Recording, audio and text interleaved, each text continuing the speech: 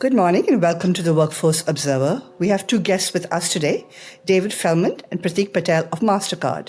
David Feldman is the VP Contingent Workforce Management at Mastercard, and Pratik is the Director, Category Management, Labor, North America, Technology Spend at the company. I'm very excited to have you both here to talk about contingent workforce management and together how they administer Mastercard's program. Welcome. Thanks for having us. Appreciate it. So describe your program and strategy. I guess I would start with the program and then the why, and then we can get into your respective roles of program management. Sure.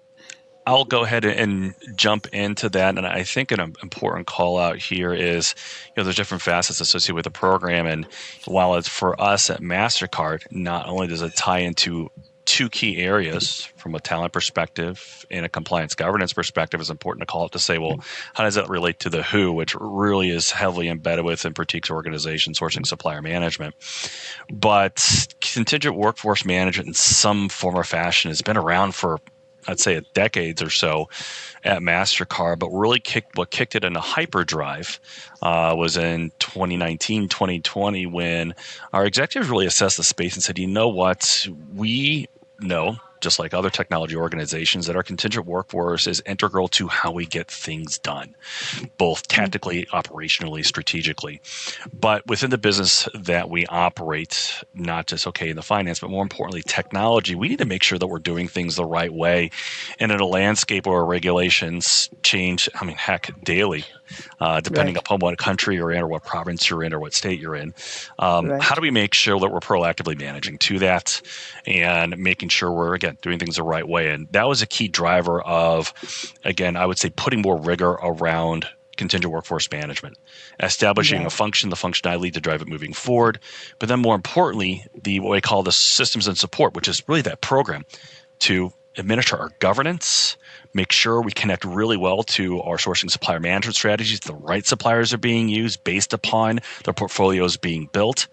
But we can't forget then also, what is the process experience both for our external and internal stakeholders to be able to get things done?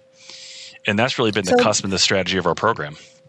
So just a quick question. This executive, your executive sponsor, I'm assuming, where does your executive sponsor sit? Great question. So from an executive perspective, I'd say originally sat within, I say at the highest levels within our administration organization.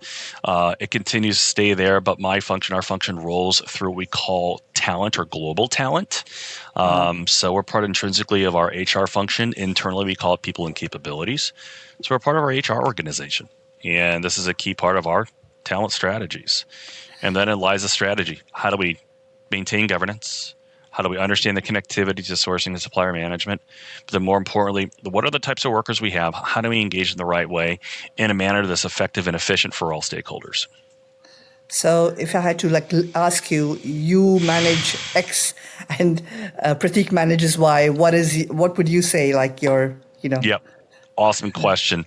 I would say we look at the what and the how. What are the type of contingent workers we have? What are the definitions?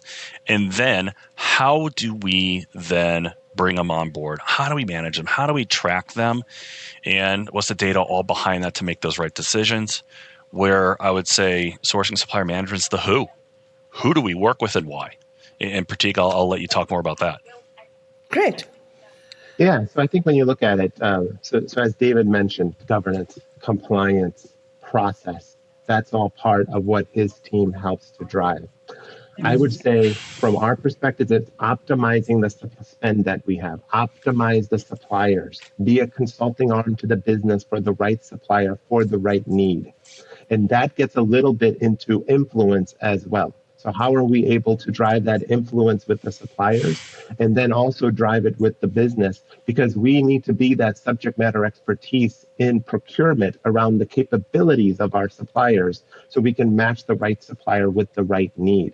But there's a what component here too, because the what component is about the right contracting mechanism and the right process based on the need. And that's where we collaborate very closely together, because while he has the what in terms of policy, compliance, I have the what also in terms of what's the best path for us to be able to facilitate that need, because both him and his organization and me and my team, we're always working consistently with our business, and we want to ensure that we are sending a, a consistent message between both how he's sharing that message and how we're sharing it. So we're always connected, and the business sees that we're aligned, and they need to really follow the path because it's the best for the company.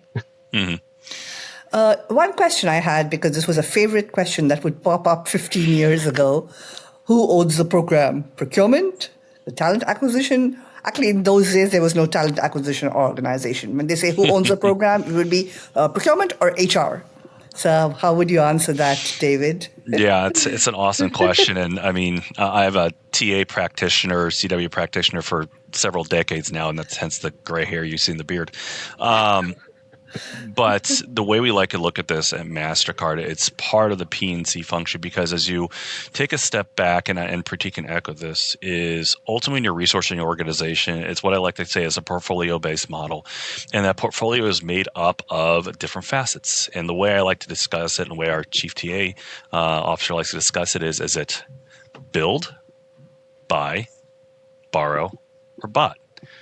Build is how do you develop your workforce internally, providing the skills to grow across up through the organization. But then you need to start complementing and supplementing that. Well, do you buy? Do you hire externally to continue to grow your organization? What is the investment strategies? What's the data you need to help drive that? Do you borrow? Well, that's where contingent workforce comes in. You are partnering with other suppliers, depending upon the right contracting model and the definitions we have from a governance perspective to say, is it staff augmentation? Is it more of an outsource-based function? Is it partnering with a supplier that has a key solution and through their people they can deliver upon an operations? Or then, but what can you really automate with new technologies coming down the pike, AI helping to complement what we do? So that's a holistic part of our talent strategy, and those facets fit in, and it takes data to drive that, but then it takes a key partner, like Pratik just mentioned, to say, okay, if you're going to go to that borrow model, what do we do? And that's where what you call procurement, internally sourcing supplier management, that's their bailiwick. Yeah, I would just add on to that too, that absolutely David's team owns contingent workforce, right? Because ultimately they're responsible for compliance and governance of the program. But a big part of contingent workforce is external spend. So from a sourcing strategy component of the suppliers that we work with, David absolutely respects how we go about to go and get the suppliers that we do. So he's not going to be one to tell me, oh, you need to go use this supplier for this need. He's going to be more focused around how we engage with those suppliers within the framework of our program from a governance compliance perspective, because when there are audits, it's him that has to answer to those audits. Yeah. And what I like about that, I think, so go ahead.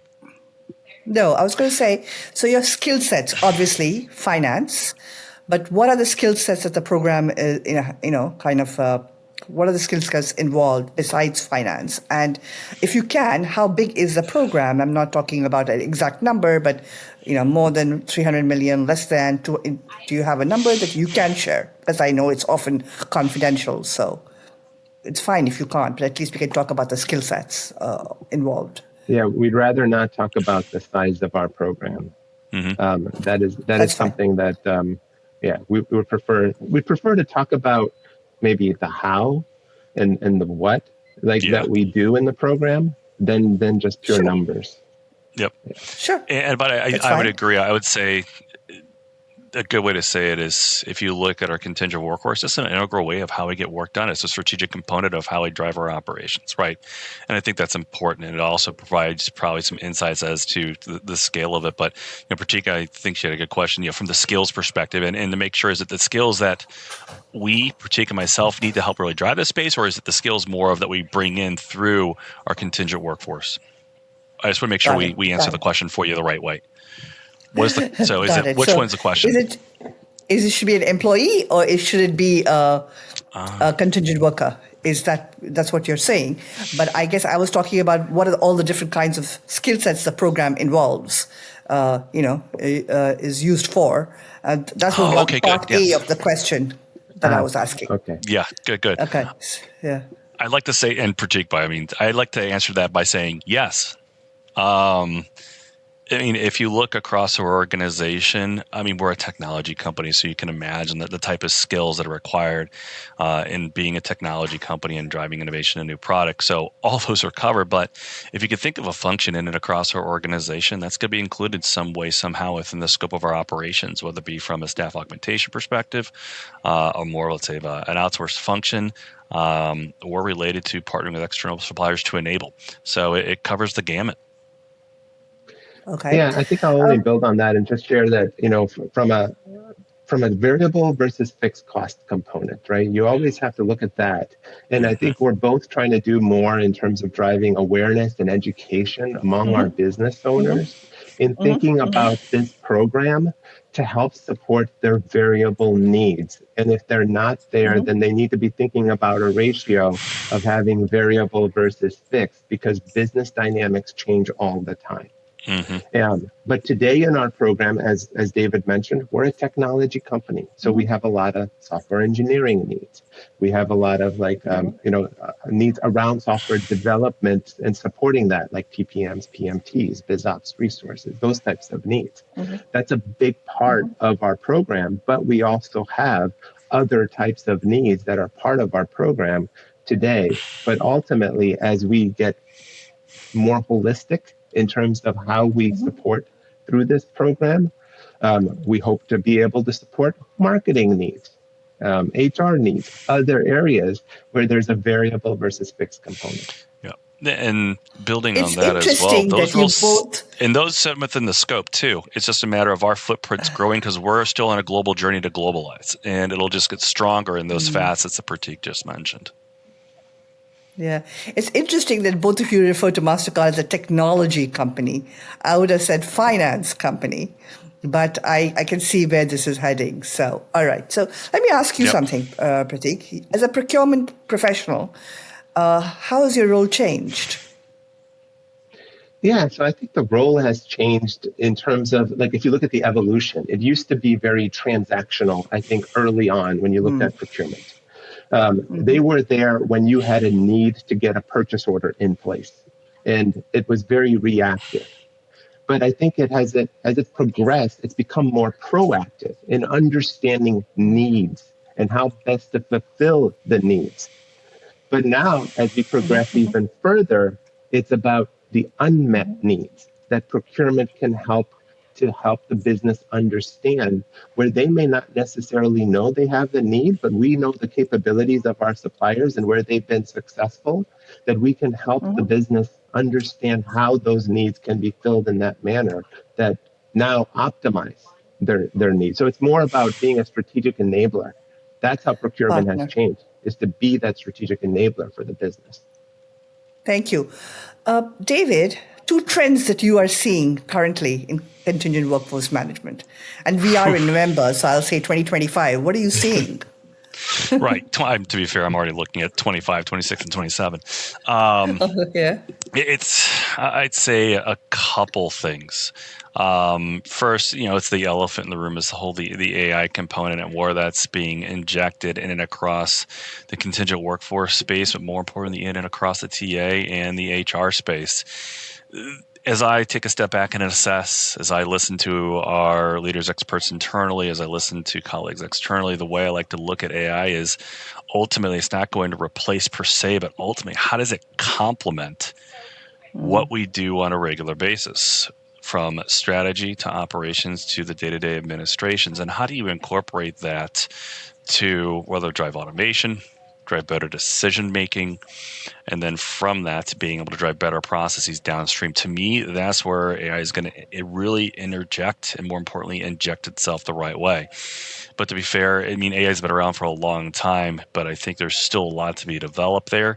But I think it's some really cool stuff to really be able to help managers get through that, grayness, to create a little more sense of black and white, or a better color spectrum, right? So to me, how do we better leverage it to really complement our processes to drive efficiency for our decisions internally, efficiencies for our partner externally to enable them to be effective for us, and then leveraging that information to continue to evolve our strategies, right? That's number one. Number two, a key strategy is moving away from what we all ubiquitously knew as we sat in recruiters in the contingent staffing space way back when of, I have this job profile that includes anything and everything, and I need it for a certain price point. And by the way, that person probably doesn't exist. How do we think more about skills-based hiring and really, let's call it deconstructing assignments to say, instead of just someone who can do software development with testing and a piece of QA, what about the skills to do software development? Okay, great. Then what about the skills to do the testing? What about the skills to do some of the QA pieces? And how do you build a portfolio that way for those various type of assignments and taking a skills-based approach, and how that then also then roll into from a full-time perspective as well? So I think that's really where, as you look across the market and you think of the competitiveness within the market globally, I think that's really going to drive things forward. And to be fair, I think help the talent themselves to say, it's not just what I've done, but what can I do? And then how do I apply that? So skills-based hiring, I think it's really going to propel a lot of things forward in terms of how we design, as what Pratik mentioned, the investment and fixed versus variable. How does it then translate to needs that we then provide to our supplier partners to support us? And then more importantly, allow talent from multiple different facets. And to be fair, I think diversify the background of people coming to provide these skills. That's where I see. And then that third piece is, I think the diversity component there is the inclusivity of people coming from different backgrounds and being able to translate skills in different ways we haven't thought about before. To me, I think that's the best thing and the coolest thing I think that's coming down the pike, if not already in front of us as we speak. Thank you. Your collaboration. Oh. Yeah, sure. And go ahead. Pratik, add to this because you're very passionate about this. Well, I think there's two things I would add. So one is, when you look at 2025 and just in general, programs need to be thinking about the Me Too's. When you have suppliers that have similar capabilities, how are you really able to differentiate the story? So I always talk to our supply base about, hey, tell me how you're not a Me Too. And that comes from a capability perspective and how you leverage your ecosystem to be able to differentiate yourself. That comes from the location of where you provide those services and those location and how you're leveraging that location to build out the talent pipeline. Because if you're going to tell me, for example, that you're in Guadalajara and Monterrey, so many IT companies are there too. Now, what's going to happen is you're going to get the talent, but that talent's only going to stay for so long before they get a better deal somewhere else. So you really have to be able to leverage smaller locations or locations where other tech hubs are not, and how you're able to build that pipeline to be able to be sustainable for us. And then the investments that they make, and how are those investments different from what we already have in place. So the Me Too piece is critical. But on the diversity piece, I can't agree with David more on this. You've got to create opportunities where opportunities do not exist. And there's a number of things that we should be doing. We should be looking at mission-born companies when it comes to staffing, because there are companies that have a mission of how they want to solve a problem out in the community, and they use the revenue from staffing to be able to enable that. They don't have a big sales and marketing function as a result. Right? They rely on the MSP to be able to introduce to us so that we can leverage those companies. But then they're becoming a force multiplier, business as a force for good. That's good. We got to do that. We also got to do our part in contingent workforce to help the underserved, underemployed part of our ecosystem, and that's the disabled population. And so we have to think about how we create environments for them to be successful, how we enable them to be successful by us understanding how best to manage them so we can get the most potential out of them. Yeah, I mean, Thank you.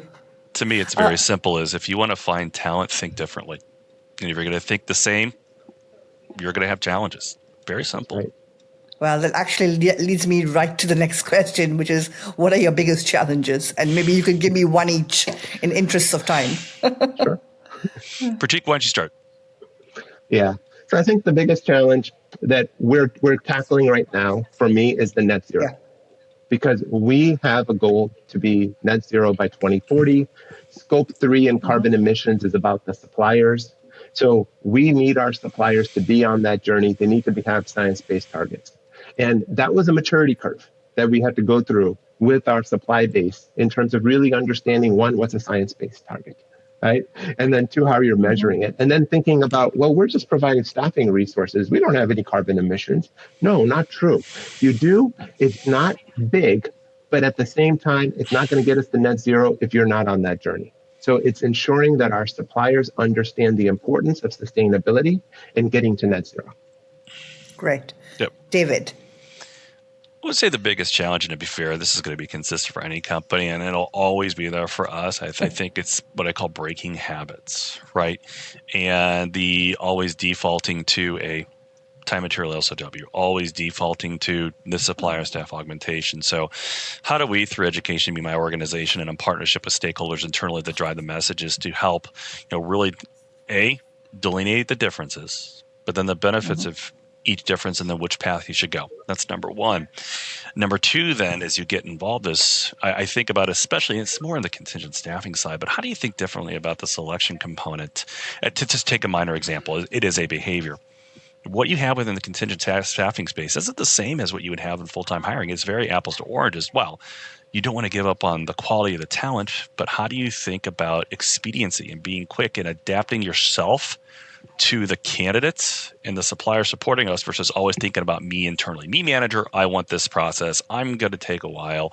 I'm going to wait and see what comes down the pike. You can't do that anymore. It needs to be symbiotic. And how do I balance my needs of what the supplier, more importantly, what the talent's looking for to create that relationship so not only I can secure them and they can stay here.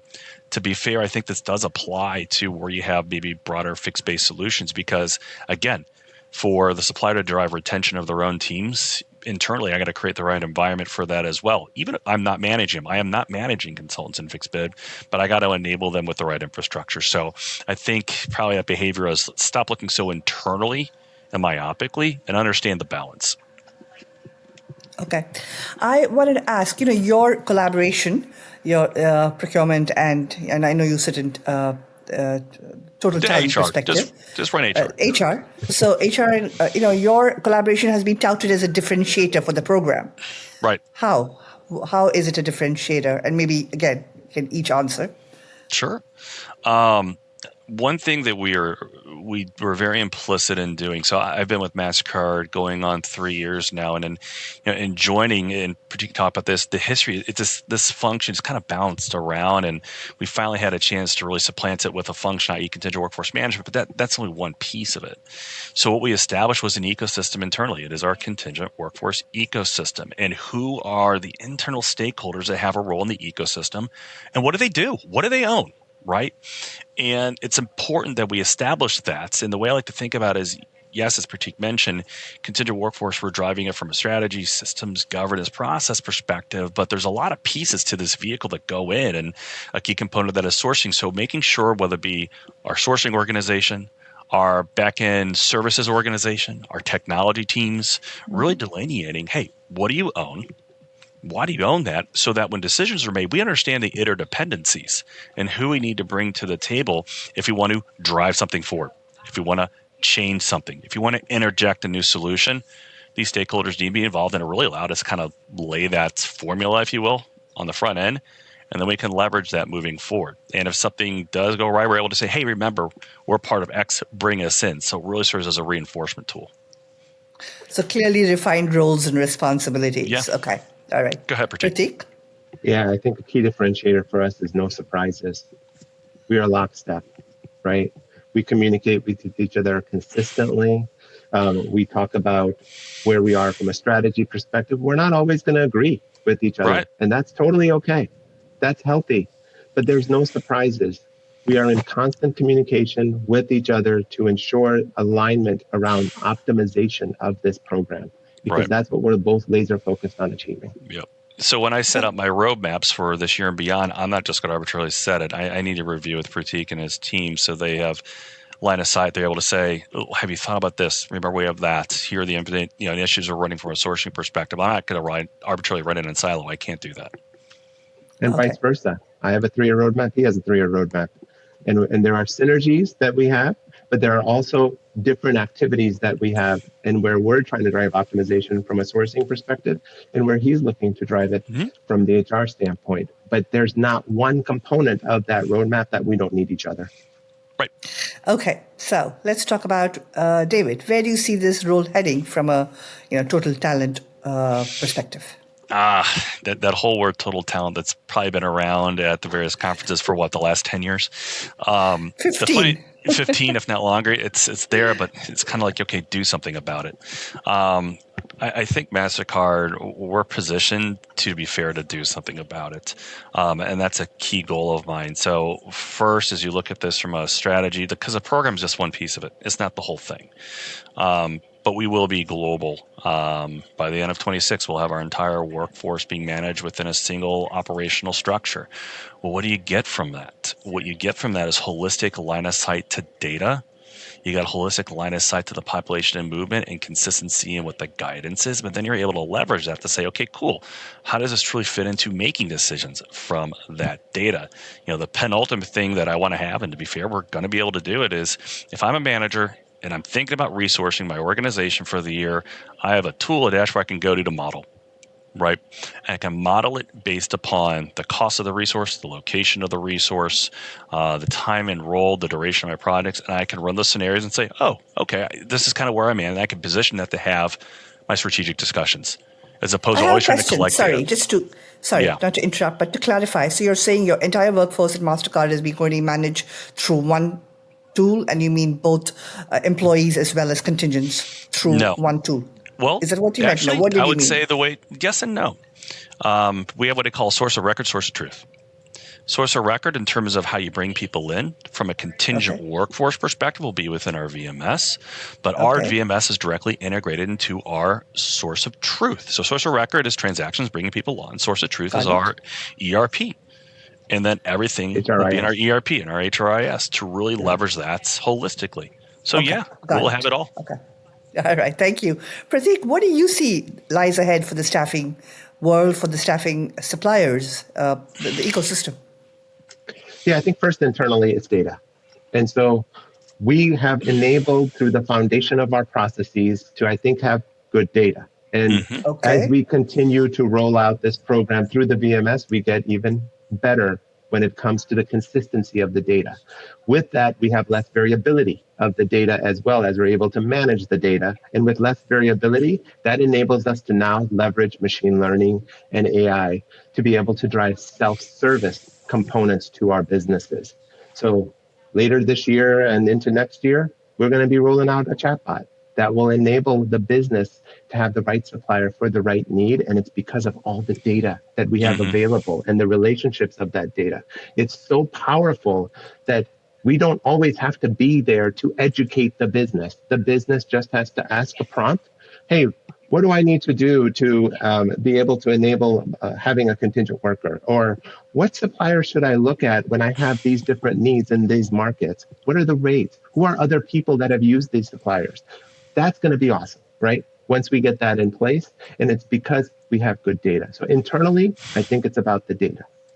So the data is driving, the data will drive the kind of suppliers you get, the kind of suppliers who are in your ecosystem.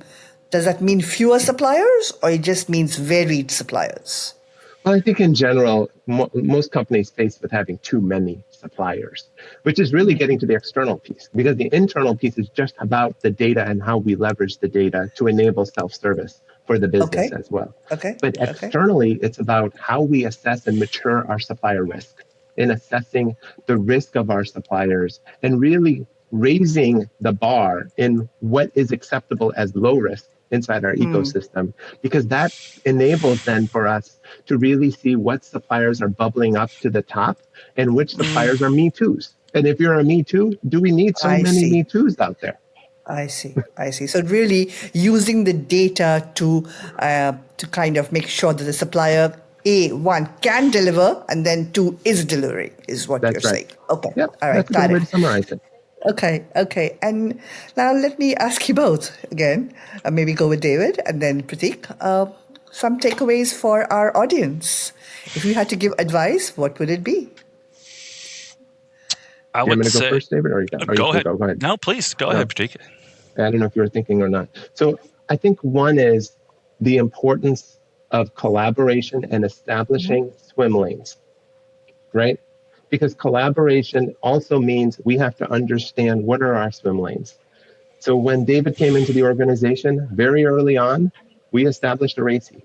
So we could clearly understand what is within David's realm and what is within sourcing's realm.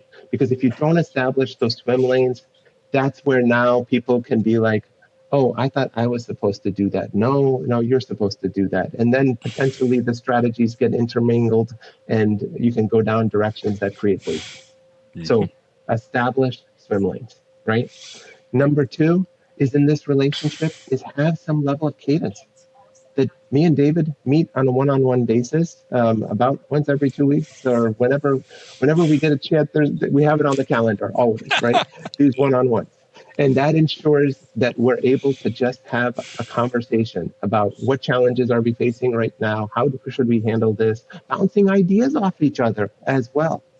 Be intentional about that. Have a cadence. Are your suppliers happier now that, are they also seeing the benefits of this collaboration? I think so. Yep, I would think so. So, building off of Pratik's comments, it's the swim lanes is one thing, but also recognizing the interdependencies. Can't do one without the other, and that just doesn't extend to our organizations, just the other organizations involved when you look at the end-to-end processes that we have. So how do we also bring them into the fold and help them understand the balance and the alignment between our two teams, but also how they're involved as well? What that allows for, I think, is I think about the space of contingent workforce, that conundrum of how do I expand, how do I truly globalize?